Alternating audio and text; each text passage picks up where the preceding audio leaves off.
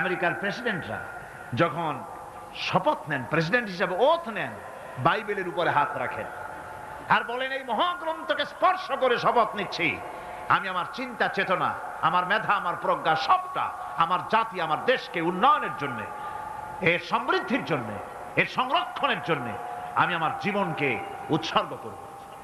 বাইবেলের উপরে স্পর্শ করে এই শপথ তারা নেন। আমার দেশের প্রেসিডেন্ট, প্রধানমন্ত্রী শপথ নেওয়ার সময় কোরআন শরীফের উপরে হাত রাখে যদি, তাহলে বলা হবে বেচারা মৌলবাদী হয়ে গেছে। এটা করা যাবে না। আর যদি কেউ করে সামান্য কিছু, কোরআন না, যদি তসবিহ নিয়েও আসে, তাহলে বুঝতে হবে জাতির সাথে একটা প্রতারণা ছাড়ার কিছুই না।